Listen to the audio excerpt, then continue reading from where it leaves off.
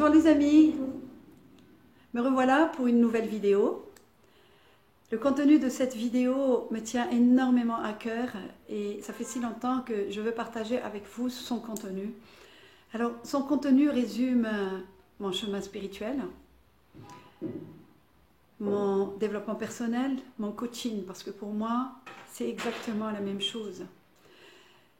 Spiritualité sur le plan universel ou spiritualité sur le plan religieux ou à la scientifique ou à la manière psychologique, pour moi c'est exactement la même chose.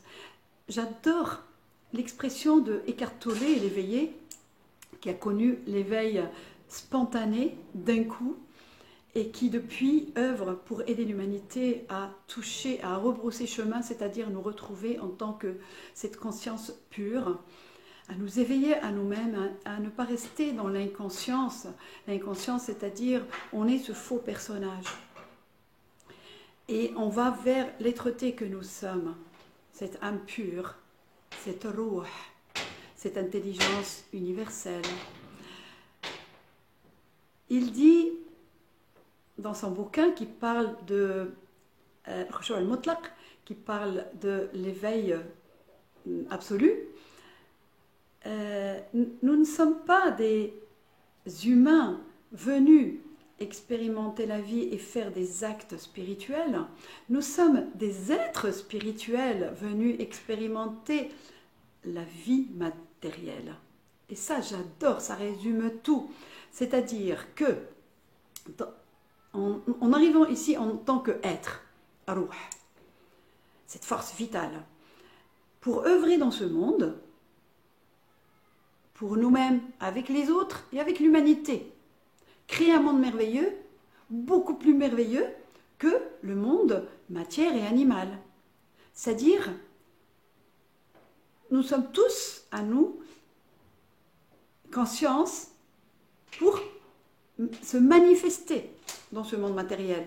C'est-à-dire cette conscience divine que nous sommes tous, passer de l'adam, du néant, vers le manifeste, du non-manifeste vers le manifeste, c'est-à-dire en tant que matière pour jouer le jeu de la vie et créer un monde merveilleux. Sauf que le jeu de la vie consiste à développer une personnalité, une fausse personnalité, comme on dit en psychologie ou en développement personnel, avec l'ego, toutes nos erreurs, nos égarements et leur corps de souffrance.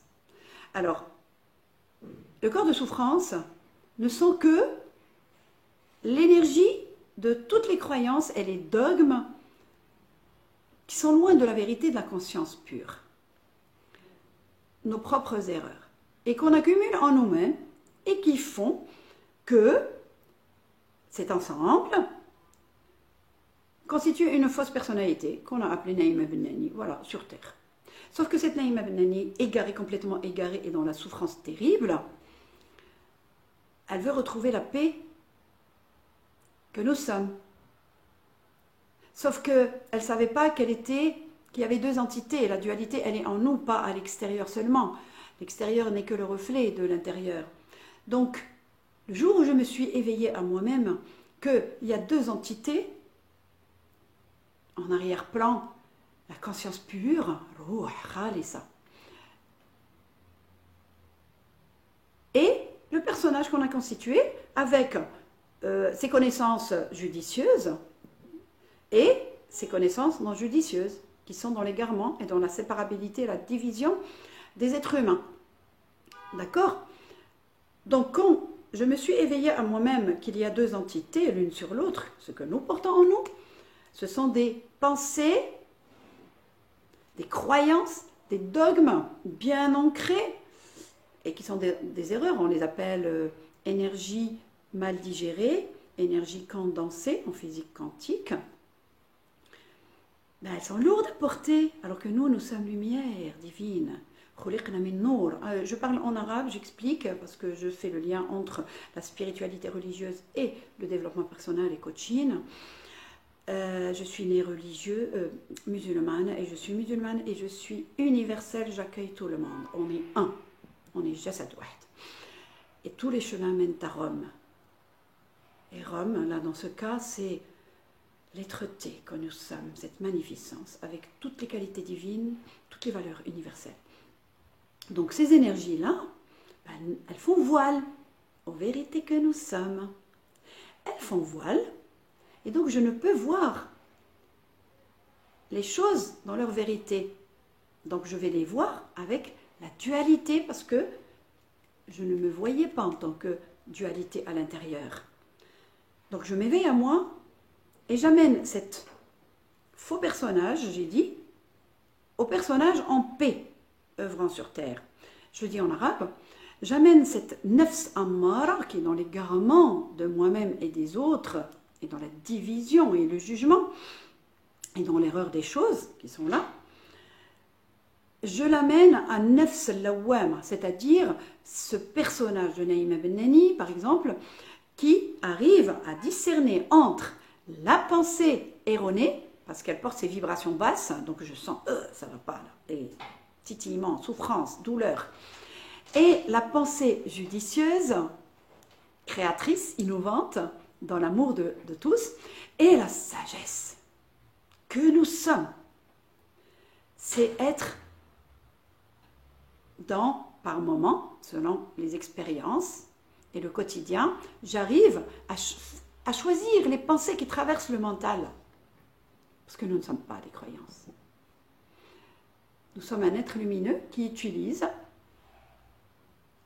le champ des pensées, le champ électromagnétique de la pensée.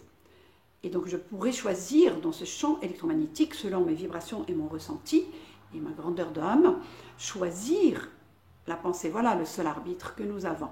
Soit aller dans nefs, dans l'égarement, dans ce faux personnage, soit je suis être et je peux voir les choses dans leur vérité. D'accord?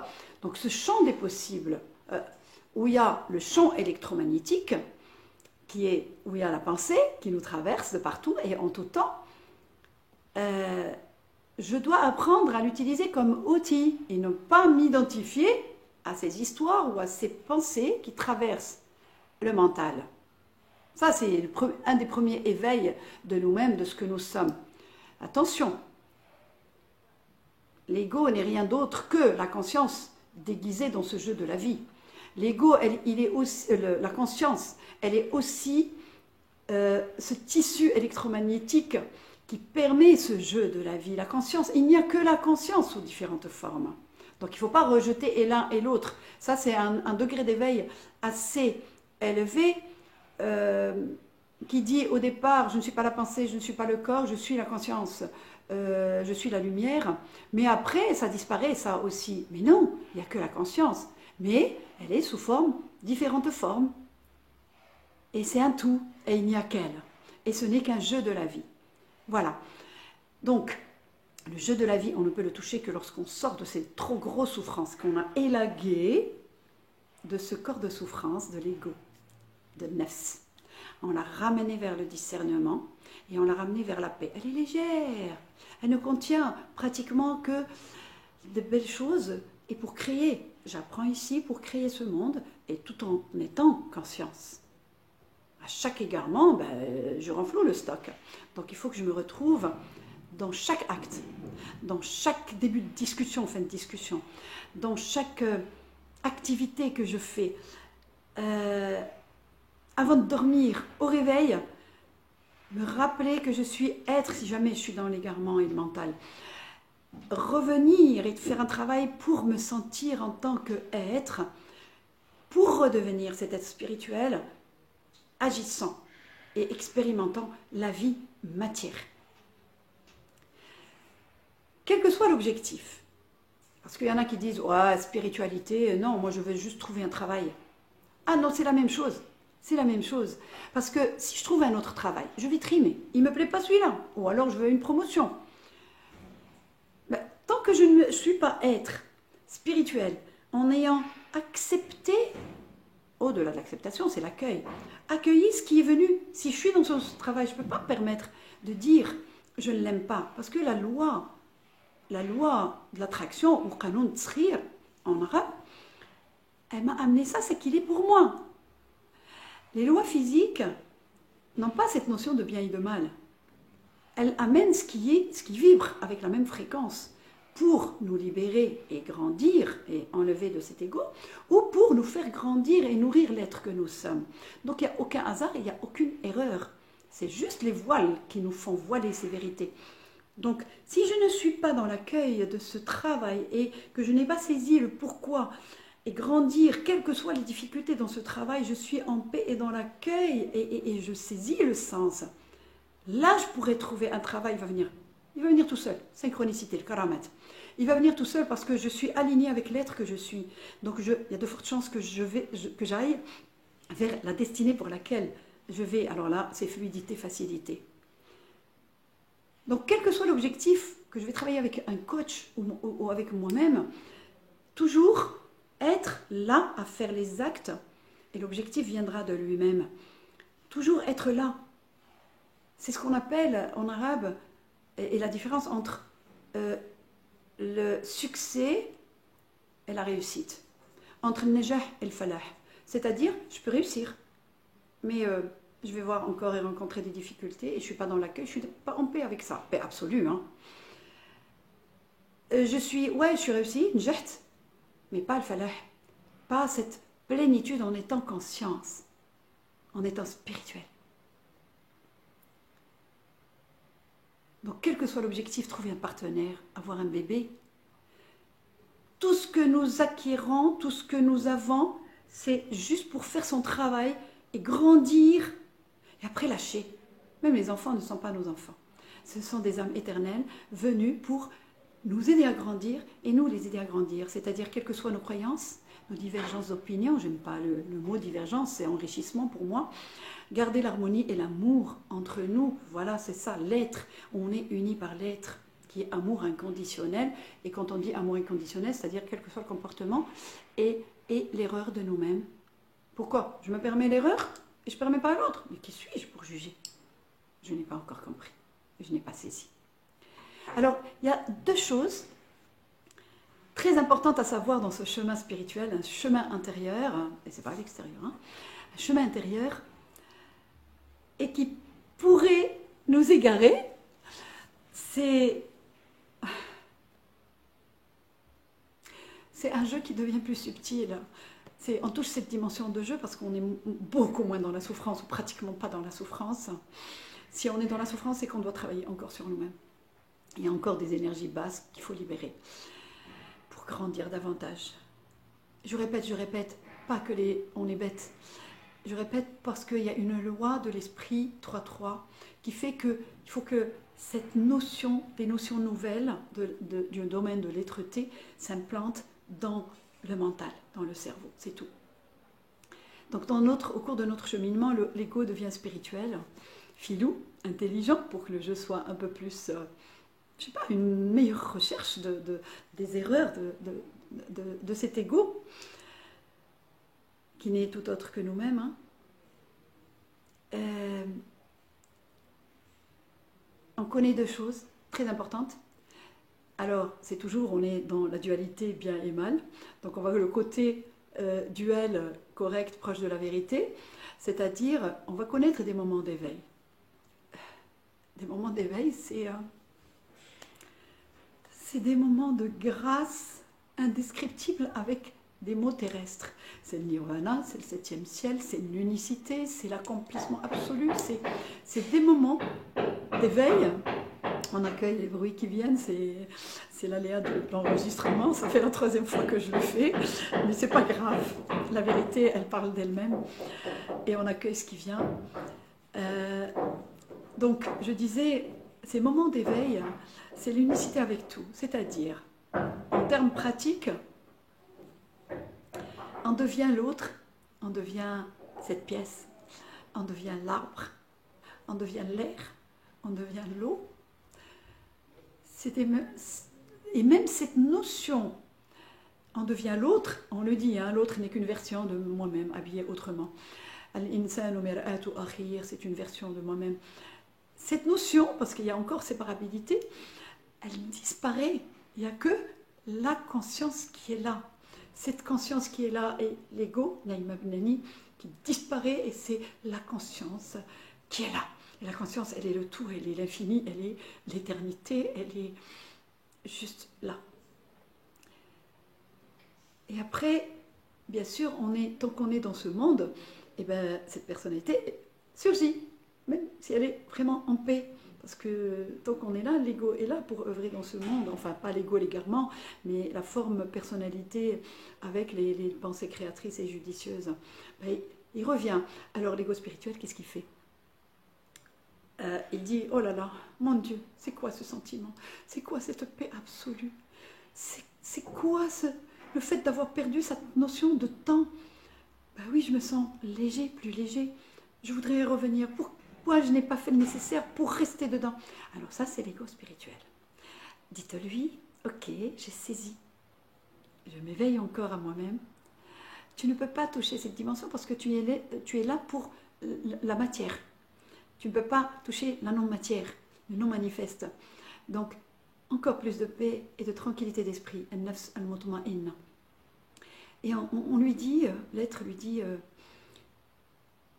ne reviens pas dans le passé.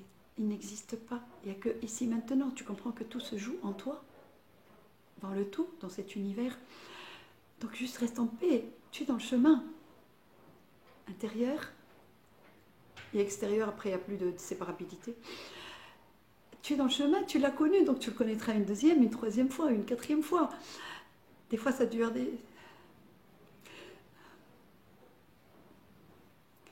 Des fois, ce moment de grâce dure des heures, des jours. On n'a même pas envie de parler. Et donc, continue, ne t'égare pas encore. Ce n'est que le jeu de la vie. Et là, il est encore là. On lui enlève de ses croyances, qui veut nous implanter encore. Ça, d'une part, d'accord. On a tendance après à nous égarer dans « Oh, j'aimerais bien le connaître encore », c'est-à-dire se porter dans le futur qui n'existe pas. Il y a tout ce qui se joue ici, parce que l'être est là. Donc il ne peut se faire que ici et maintenant, en étant aligné par la pensée et l'analyse et l'interprétation et l'intention. Et enfin, l'intention, on n'est que ici, revenir à ici, dire de toute façon, je ne peux pas contrôler, je ne peux pas maîtriser rien, ça vient quand ça vient. Et si je laisse les choses, la conscience, me traverser de façon fluide, je vais la connaître de toute façon. Voilà, il y a ça, pour ne pas revenir dans cette notion de temps. Et le deuxième, c'est la peur. Lorsqu'on travaille sur nous-mêmes, ou lorsqu'on médite par exemple, ou lorsqu'on fait salat à la musulmane, il y a des fois, et comme il faut en tant que conscience, il faut qu'on s'en sorte avec plus de paix et d'élévation et de présence divine. Et bien, ce qui n'est pas présence et paix, doit sortir. On a appelé ça souffrance, on a appelé ça douleur, on a appelé ça une énergie qui me fait mal. Ce ne sont que des énergies de non-paix, c'est tout, nos égarements. Soyons responsables de nous-mêmes, c'est nous qui avons mis tout ça. Donc maintenant, on est en train de l'élaguer et de libérer. Donc accueillez la non-paix pour toucher ce qu'il y a juste derrière l'être. Ce n'est pas un sentiment de paix, c'est un état d'être, c'est ce que nous sommes. Donc accueillez cette peur, cette souffrance, soi-disant, entre guillemets, cette énergie qui vibre à basse fréquence. Accueillez-la pour la laisser se libérer. Alors ça, c'est un deuxième volet de l'ego spirituel. Toute peur, toute souffrance, tout égarement n'est que peur, à petite dose ou à grande dose. Mais avec une histoire qui s'est racontée différemment et que je me suis appropriée et à laquelle je me suis identifiée. Alors qu'il faut lâcher. Donc, accueillez la peur. Soyez dans... Comment dire? Il y a la peur, mais je suis conscient que je suis en train de m'éveiller encore davantage, que je me suis encore en train d'être plus libre dans le mental et dans l'être que je suis. Je suis en train de libérer de l'espace, de l'égarement pour que l'être grandisse et grandisse et grandisse et grandisse. Voilà, deux choses auxquelles il faut faire attention. Et même si on s'égare, c'est pas grave. On n'est que dans le jeu de la vie. Tant qu'on est dans le chemin, au quotidien, c'est pas 2-3 fois dans la journée, dans la semaine. C'est au quotidien, après chaque acte. En fin de journée, réviser sa journée. En plus, on développe une très belle et profonde mémoire. On regarde nos erreurs pour ne pas s'endormir avec et les entasser et faire grandir l'ego. Voilà, quel que soit l'objectif, ce n'est qu'un éveil spirituel. Redevenant cet être spirituel pour expérimenter la vie pour nous-mêmes et aidant les autres. Parce que à quoi bon d'arriver à ça, d'être ça? L'être que nous sommes, si vaste et si infini, et toucher l'unicité, le jasad al-wahid, si on reste juste avec nous-mêmes, ça ne marche plus. Et non, on est là, c'est une continuité, une évolution pour œuvrer et donner aux autres et aider les autres. Donc, quelles que soient nos divergences d'opinion ou les explications ou la manière dont on reçoit, par exemple, le savoir, s'il éveille en vous quelque chose, laissez-la se libérer. Ce ne sont que khataya ou donoub qui s'envoilent entre ce qui se dit et ce qu'on est à l'intérieur. Il n'y a aucun mal. Et arrêtons les guerres, arrêtons les jugements, arrêtons le fait de se séparer les uns des autres. Ça suffit. La conscience absolue nous aide en ce moment. C'est la dernière ère de cette création, de ce cycle. On est dans les vibrations légères. Ceux qui sont en train de s'éveiller à eux-mêmes, de faire un travail sur eux-mêmes, ça aide. Le travail sur soi maintenant est devenu très très très facile. Quelques petits mois, quelques séances, et on les touche et on travaille dans l'être-té. Alors qu'avant, il fallait des générations et des générations. Il fallait toute une vie pour qu'un spirituel accompagne et passe le savoir, parce que ça passe par le mental. Maintenant, on peut aller dans l'être-té. Et moi, la physique quantique, elle m'a aidé. La science, elle est juste merveilleuse. Et puisqu'on parle de courant religieux, dans l'islam, on dit, excusez-moi si je ne donne pas exactement les mots, talabul ilmi khayrun min 500 alf nafilah. C'est-à-dire aller vers le savoir, parce que tout savoir n'est là que pour nous ramener, c'est aya, ramener à nous-mêmes. Aller vers le savoir de nous-mêmes, c'est beaucoup mieux que de rester à se prosterner et à prier seulement sans acte, sans agir, sans apprendre le nouveau. Voilà ce que ça dit globalement. Donc, science rime avec spiritualité. Religieuse, universelle, c'est la même chose. On accueille ces bruits. La vie est autour de nous et je ne vais pas la refaire parce que c'est la troisième fois que je le refais et on accueille ce qui vient. L'essentiel, c'est de capter, si vous avez 2-3 idées qui vous apportent une paix et être touché par cette grâce qui nous traverse. Laissez-la traverser le corps.